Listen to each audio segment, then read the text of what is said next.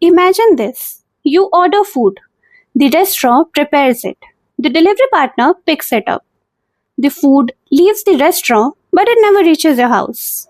Now, would you say there was a food shortage? Of course not. The problem wasn't the production, it was the delivery. Now replace food with electricity. Today, India has more than 500 gigawatts of installed power capacity. In fact, according to official reports, India is projected to have surplus electricity. Yet power cuts continue.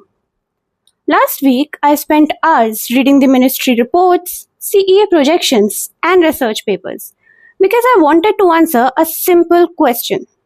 Why do power cuts still happen despite being a power surplus nation? For decades, India's electricity story was simple. We didn't produce enough electricity. But that's no longer the case. Today, India has built one of the world's largest energy systems. Generation capacity has expanded. Power deficits have fallen and supply hours have improved. By all accounts, the crisis should be over. Yet many Indians still face power outages. And the reason lies in a part of the system most people never think about: distribution. Hi everyone, this is Shubhi and welcome to Shubhi Speaks. Let's start with something surprising. According to official estimates, India is projected to maintain both an energy surplus and a peak power surplus. That means, at the national level, India is expected to have more energy available than it actually needs. So, shouldn't the power cuts disappear? Not necessarily. Because electricity is not useful where it is generated. It is useful where it is consumed. And getting it there is harder than it sounds. Think of electricity system as a highway network. The power plants are the factories. The transmission lines are the highways. But your local transformer, feeder, and distribution networks are the final roads leading to your house. And that's where the problem begins. In several regions, the electricity demand has grown faster than the local infrastructure. More air conditioners, more appliances, more businesses, more electricity consumption. But the transformers and local infrastructure has not always kept pace.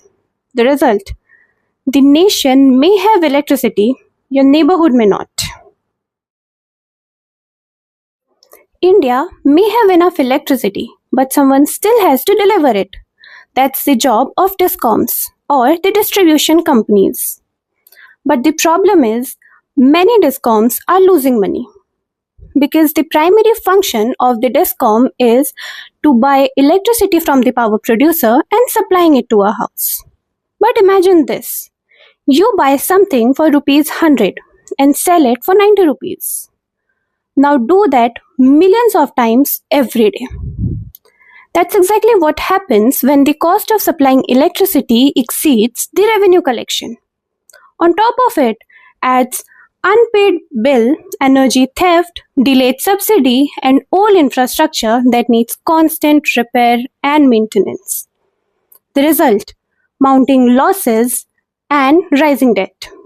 And when a company is trying harder to stay afloat, it becomes very difficult to upgrade transformers, maintain power lines, or maintain the service reliability.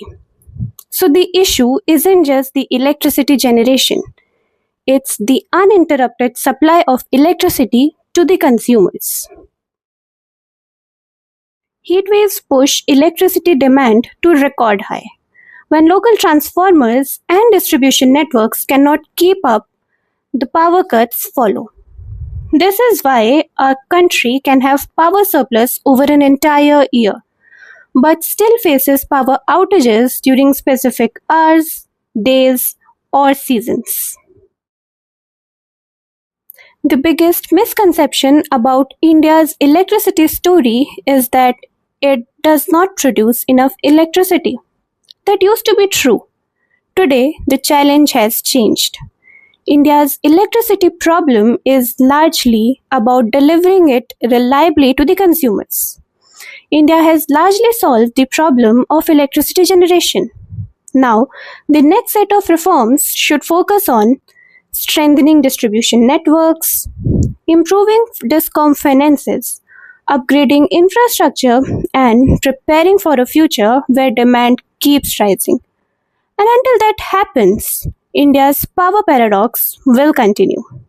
Seriously? Not again.